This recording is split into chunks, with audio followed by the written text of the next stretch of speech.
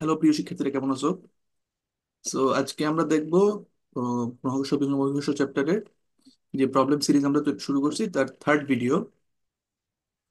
আগেই বলে দেই, এখানে আমরা মূলত বাংলাদেশের ইঞ্জিনিয়ারিং যে ইউনিভার্সিটি গুলো আছে তাদের ভর্তি পরীক্ষার প্রশ্ন প্লাস জেডাব্লিউ এবং জেডাব্লিউ মেইনের যেসব প্রশ্ন বাংলাদেশ সিলেবাস উপযোগী বা কনসেপচুয়ালি বাংলাদেশ সিলেবাসের কনসেপ্ট দিয়ে করা যায় সেগুলো নিয়ে আমরা কম্পাইলেশনটা তৈরি করছি। এর একটা কারণ হচ্ছে, আসলে দেখা যাচ্ছে যে রিসেন্ট পিরিয়ডে বাংলাদেশের অ্যাডমিশন টেস্ট গুলাতে এ ধরনের প্রবলেম আসা শুরু হয়েছে। সো লেটস স্টার্ট, আমরা শুরু করি আজকে 3 নম্বর ভিডিও।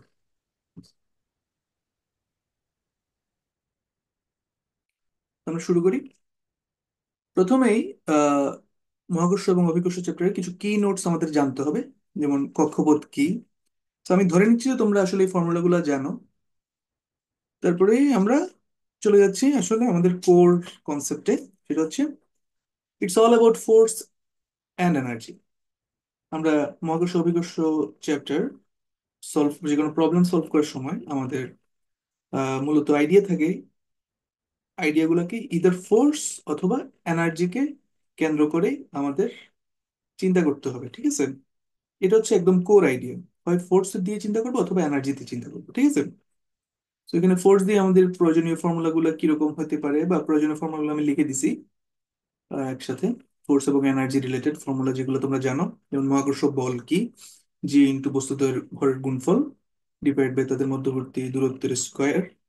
তো আমরা মূলত প্রবলেম সলভে ঢুকতেছি। সো আগেই বলছি it's all about force and energy.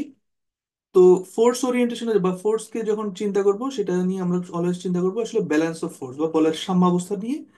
এটা হচ্ছে আমাদের একদম প্রাইমারি স্টার্টিং পয়েন্ট, যে check for the balance of force, বলের সাম্যাবস্থা আছে নাকি, এবং থাকলে সেটা দিয়ে আমাদের প্রবলেম সলভের সূচনাটা হবে। একইভাবে এনার্জির দিয়ে যদি চিন্তা করি সেক্ষেত্রে সবসময় চিন্তা করবে যে শক্তির সংরক্ষণশীলতা নীতি হচ্ছে তোমার স্টার্টিং পয়েন্ট একটা প্রবলেম সলভ করার জন্য। এখন প্রশ্ন হচ্ছে কখন, যে আমরা ফোর্সটা কখন ব্যবহার করব। সেটা হচ্ছে যখন বস্তুর উপর মোটামুটি ক্রিয়ারত মহাকর্ষ বল, বস্তুর গতি থাকলে তার সাথে কোনো পরিবর্তন হয় না। মানে মহাকর্ষ বলটা অলওয়েজ কনস্ট্যান্ট থাকতেছে বস্তুর, ইভেন বস্তু গতিশীল থাকলেও। এটার একটা এক্সাম্পল হতে পারে যেমন পৃথিবীর সাপেক্ষে চাঁদের গতি। পৃথিবীর সাথে চাঁদের গতি তো কি, আহ চাঁদে এবং পৃথিবীর মহাকর্ষ বল কিন্তু চেঞ্জ হচ্ছে না। চাঁদের প্রত্যেকটা পজিশনের জন্য পৃথিবীর সাথে মহাকর্ষ বলটা সেম থাকতেছে একটা বৃত্তাকার গতি থাকার কারণে, ঠিক আছে? একইভাবে আমরা তাহলে বুঝি এনার্জিটা কখন আমরা চিন্তা করব। এনার্জির কনসেপ্টটা নিয়ে তখনই আমরা আসলে প্রবলেম সলভিং অ্যাপ্রোচে ঢুকবো, যখন বস্তুর উপর ক্রিয়ারত মহাকর্ষ বল বস্তুর গতির সাথে প্রতিনিয়ত যখন পরিবর্তন হতে থাকে, তখন আসলে ফোর্সের কনসেপ্ট আমরা সহজে ইউজ করতে পারবো না। এটা একটা এক্সাম্পল হতেছে মাধ্যাকর্ষণ কেন্দ্র থেকে ক্ষেত্র, মানে মহাকর্ষ ক্ষেত্র যেটা, সেটা থেকে ক্রমাগত সরে যেতে থাকে এরকম একটা বস্তুর গতি। যেমন উদাহরণ হিসেবে বলতে পারি যে পৃথিবী থেকে একটা হাই ভেলোসিটিতে কোনো একটা বস্তুকে যদি আমি নিক্ষেপ করি উচ্চ বেগে, সেটা পৃথিবীর মধ্যাকর্ষণ ক্ষেত্রটা থেকে ক্রমাগত দূরে সরে যাচ্ছে। যার ফলে যেটা হয়, আহ ক্ষেত্র থেকে আসলে ক্ষেত্রতে ক্রমাগত মানে একটা আহ, বিভিন্ন বিন্দুতে বিভিন্ন বলের মান তৈরি হচ্ছে, ঠিক আছে? তার মানে পৃথিবী থেকে নিক্ষিপ্ত উচ্চবেগে নিক্ষিপ্ত বস্তুটা আসলে পৃথিবীর যে মহাকর্ষ বল সেটা বিভিন্ন বিন্দুতে বিভিন্ন মহাকর্ষ বল ফেস করে বস্তুর গতিপথে, ঠিক আছে? তো তখন আমরা আসলে এনার্জি কনসেপ্টটাকে আমরা ব্যবহার করি। এই জন্য গেল চলে আমাদের এসেছি আমরা। থিওরিটিক্যাল আলোচনা। এখন 3 নম্বর প্রবলেম স্টেটমেন্ট একবার পড়ি। কি বলছে? মঙ্গল গ্রহের পৃষ্ঠ থেকে খাড়া উপরের দিকে একটি রকেটকে 2 কিলোমিটার পার সেকেন্ড বেগে উৎক্ষেপণ করা হলো। এখন মঙ্গল গ্রহের বায়ুমণ্ডলের বাধার কারণে যদি রকেটের প্রাথমিক শক্তির 20% হারায়, তবে রকেটটি ফিরবার ঠিক পূর্ব মুহূর্তে মঙ্গল গ্রহের পৃষ্ঠ থেকে কত উচ্চতায় পৌঁছাবে তা বের করো।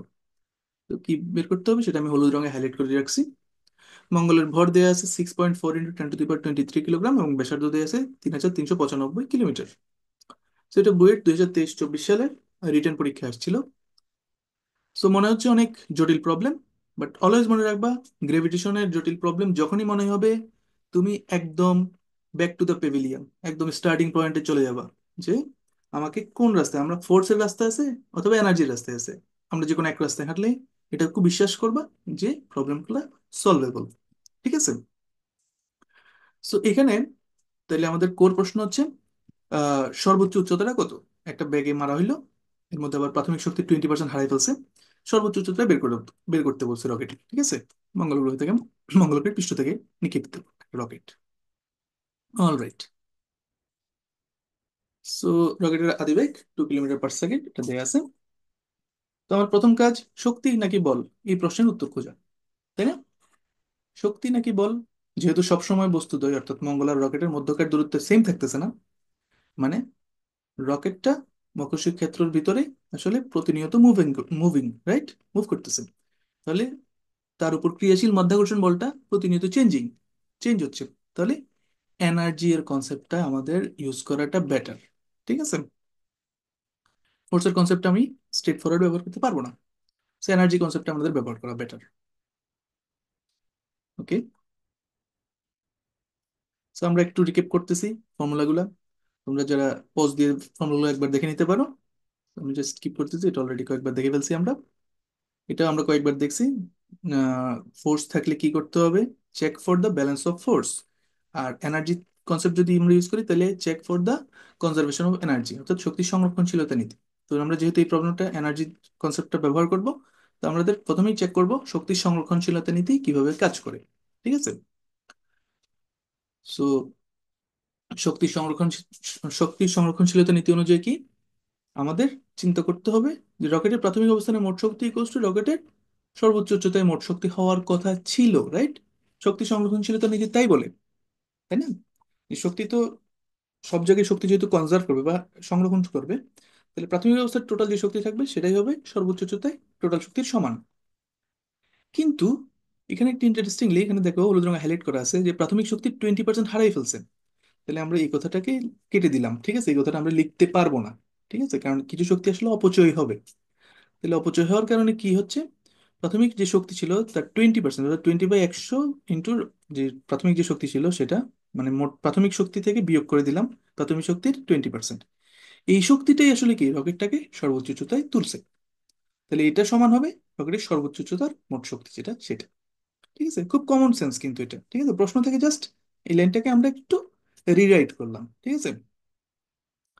তো রিরাইট করে আমরা কি লিখতে পারি, 1 - 0.2, কারণ 20% হারিয়ে গেলে 1 - 0.2 পরিমাণ থাকবে।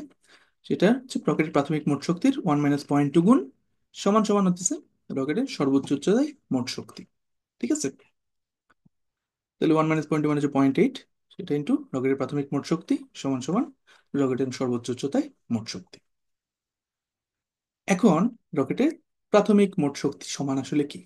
তো অবভিয়াসলি রকেটের প্রাথমিকভাবে মোট শক্তি আসলে কি, সে তার বিভব শক্তি এবং গতিশক্তির যোগফল। তো প্রাথমিকভাবে রকেটের বিভব শক্তি কত, দেখতেই পাচ্ছ রকেটের প্রাথমিকভাবে বিভব শক্তিটা, রকেটের ভর স্মল এম, মঙ্গলের ভর ক্যাপিটাল এম, এবং দুইটা পরস্পর মঙ্গলের যে ব্যাসার্ধ ক্যাপিটাল আর সেই দূরত্বে অবস্থান করতেছে। তাহলে আমাদের সূত্র অনুযায়ী কি জানি, -g ইন্টু ভরদ্বয়ের গুণফল ডিভাইড বাই আর হইতেছে বিভব শক্তি। ঠিক আছে, সেটা আমরা বিভব শক্তির বদলে সেটা লিখলাম। ঠিক আছে। আর রকেটের যে প্রাথমিকভাবে গতিশক্তি দেখো, রকেটকে কিন্তু একটা ভি বেগে নিক্ষেপিত করা হয়েছিল, এই যে 2 কিলোমিটার পার সেকেন্ড প্রশ্নের মধ্যে দেয়া আছে। ওই ভি এর কারণে তার যে প্রাথমিকভাবে যে গতিশক্তি ছিল সেটা হচ্ছে 12 mv²। ঠিক আছে। এখন এই দুইটা ভ্যালু আমরা কি করব, ইকুয়েশনে বসাই দিব।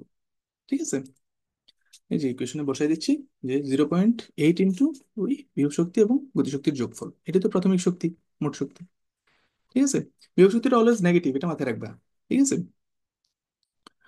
তো এটা সমান সমান আসলে কি, প্রাথমিক অবস্থার যে মোট শক্তি যেটা তার 80%, অর্থাৎ 0.8 ইন্টু প্রাথমিক মোট শক্তি, যেটা আমরা ইকুয়েশনে বসায় দেখাচ্ছি। এটা সমান আসলে সর্বোচ্চ উচ্চতায় রকেটের বিভব শক্তি এবং গতিশক্তির যোগফলের সমান। এখন সর্বোচ্চ উচ্চতায় রকেটের বিভব শক্তি আর গতিশক্তি এগুলো কত আসলে, দেখো সর্বোচ্চ উচ্চতায় রকেটের বিভব শক্তি হবে কি, ওই যে সর্বোচ্চ উচ্চতায় যেটা এইচ উচ্চতায় উঠে গেছে মঙ্গল গ্রহ থেকে, সেখানে মঙ্গলের যে ভরকেন্দ্র এবং রকেট, এদের পরস্পর দূরত্ব কত, এদের মধ্যবর্তী দূরত্ব হচ্ছে কত, আর প্লাস এইচ, যেখানে আর হচ্ছে মঙ্গলের ব্যাসার্ধ। ছবির থেকেই আমরা বুঝতে পারতেছি এটা। তাহলে বিভব শক্তি কত হবে? এই যে মাইনাস জি ইন্টু ভরদয়ের গুণফল ডিভাইড বাই মধ্যবর্তী দূরত্ব, এটা হচ্ছে আর প্লাস এইচ। আর ইন্টারেস্টিংলি সর্বোচ্চ উচ্চতায় যেহেতু কোনো ব্যাগ নাই, কারণ সর্বোচ্চ উচ্চতায় পৌঁছানো মানে কি, তার ব্যাগ ওখানে আসলে নাই, জিরো, কারণ তার যদি ওখানে ব্যাগ কিছু তো অবশিষ্ট থাকতো তাহলে তো সে আরো উপরে উঠতো। যেহেতু সর্বোচ্চ উচ্চতায় পৌঁছায় গেছে তাহলে তো তার ব্যাগ নাই, তাহলে তার ব্যাগ হচ্ছে শূন্য সর্বোচ্চ উচ্চতায়। সুতরাং সর্বোচ্চ উচ্চতায় তার গতিশক্তি রকেটের সেটা হচ্ছে জিরো। ওকে, কারণ এই দুটো ভ্যালু যখন আমরা বসাই দিব ইকুয়েশনটা আসবে এরকম। তাইলে আমাদের পুরো ইকুয়েশন আমরা এখন খুব সুন্দর আকৃতি ধারণ করলো। 0.8 ইন্টু যে প্রাথমিক অবস্থার যে মোট শক্তি সমান সমান সর্বোচ্চ উচ্চতায় রকেটের মোট শক্তি। তো এটা যখন আমরা একটু ক্যালকুলেশন করি, দেখো কি করছি ক্যালকুলেশনের প্রথমেই ফার্স্টে যেটা করলাম, মাইনাস জি ইন্টু ভরদয়ের গুণফল অর্থাৎ capital M into small M এটা দিয়ে ভাগ করে দিছি। এটা জাস্ট ক্যালকুলেশনটা একটু সহজে করার জন্য, ঠিক আছে। তো ভাগ করে একটু সিম্পলিফাই করে দেখো, বাম পক্ষে ওই 0.8 divide by minus G into M এগুলো ভিতরে ঢুকাই দিলে, ওই ব্র্যাকেটের ভিতরে ঢুকে দিলে অনেকটা এরকম আসে। তোমরা খাতায় এটা একবার করবা, তাহলে খুব সুন্দর করে আমরা বামে ফার্স্টে ভ্যালুগুলা বসাই দিতে পারি। ঠিক আছে, সবগুলো ভ্যালুই আমাদের এখানে দেয়া আছে। যেমন আর অর্থাৎ মঙ্গলের ব্যাসার্ধ হচ্ছে দেয়া আছে কত, 3395 কিলোমিটার, যেটাকে মিটারে কনভার্ট করবো অবশ্যই। জি এর ভ্যালু তো দেয়া আছে। জি এর ভ্যালু তোমরা অলরেডি জানো যে 6.67 ইন্টু 10⁻⁻11। ক্যাপিটাল এম অর্থাৎ মঙ্গলের ভর যেটা সেটা তোমরা জানো। আর বাই দ্য ওয়ে এখানে দেখো ওই স্মল এমটা দুই পাশ থেকে চলে যায় আর কি, ঠিক আছে। যখন আমরা G into capital M into small M দিয়ে ভাগ করছিলাম তখন এটা চলে যায়। তো রকেটের ভরটা আসলে এখানে ফ্যাক্টরি না, ঠিক আছে, এটা চলে যায়। রকেটের ভরটা এই কারণেই প্রশ্নেও দেয়া নেই। ওকে, সো যাই হোক আমরা এখন যদি ভ্যালুগুলো বসাই দেই তাহলে অনেকটা এরকম আকৃতি পাচ্ছেন পুরো জিনিসটা। সো কিলোমিটার গুলোকে জাস্ট মিটারে কনভার্ট করছি, আর ভর দিছি, মঙ্গলের ভরটা ইউজ করছি। হুম, মঙ্গলের ব্যাসার্ধটা ইউজ করছি, আর সমীকরণের ডান পাশে মঙ্গলের ব্যাসার্ধটা আমি ইউজ করি না, জাস্ট এটাকে একদম ফাইনালি ইউজ করবো, ঠিক আছে। তো ফার্স্ট 1/r+h এর ভ্যালু কত সেটা দেখতেছি। সুন্দর, 1/r+h এর ভ্যালু একটা আসছে 1.957 ইন্টু 10⁻⁻7। এটাকে যখন ইনভার্স করবো তখন r+h এর ভ্যালু পাইছি। তাহলে এইচ হবে আসলে এই 5.11 ইন্টু 10⁻6 থেকে ওই আর এর ভ্যালু যেটা সেটা বিয়োগ করে দিলে আমরা পেয়ে যাবো। ঠিক আছে, সেটা সিম্পলিফাই মানে একটু একটু ক্লিনার রাখার জন্য এই কাজটা করছি, মানে বেশি ক্লামজি না করার জন্য ক্যালকুলেশনটা। তো যাই হোক ফাইনালি আমাদের যে উচ্চতা আসছে সেটা চলে আসছে ক্যালকুলেশনের মাধ্যমে। এর ভ্যালু আসছে 1.72 × 10⁻⁶ মিটার। এটাই আমাদের অ্যান্সার। সো আপাত দৃষ্টিতে খুব ডিফিকাল্ট একটা প্রবলেম মনে হচ্ছিল, বাট আমাদের জাস্ট কনসেপচুয়ালি আমরা চিন্তা করছি যে যেহেতু এনার্জি লাইনে হাঁটলাম তাহলে ওখানে কিভাবে জাস্ট ইকুয়েশনটা তৈরি করে আমরা সলভ করে ফেলছি। ঠিক আছে, সো এই ছিল আমাদের থার্ড প্রবলেম, যে কিভাবে আমরা হয় ফোর্স নাহলে এনার্জি এই কনসেপ্টগুলো ব্যবহার করে গ্র্যাভিটেশনের প্রবলেমগুলো সলভ করতে পারি। স্যার আরেকবার বলে দিই যারা প্রিভিয়াস ভিডিও দেখো নাই তাদের জন্য, যে এই সিরিজটা মূলত শুরু করা হয়েছে তোমাদের অ্যাডমিশনকে চিন্তা করে। যদি ভালো লাগে তাহলে অবশ্যই তোমরা প্লিজ সাবস্ক্রাইব করে দিও চ্যানেলটা, এবং একটা লাইক দিয়ে তোমরা নোটিফিকেশন বাটনটা অন করে দিও, যাতে প্রত্যেকটা আপলোড তোমাদের ইমিডিয়েটলি তোমরা জানতে পারো।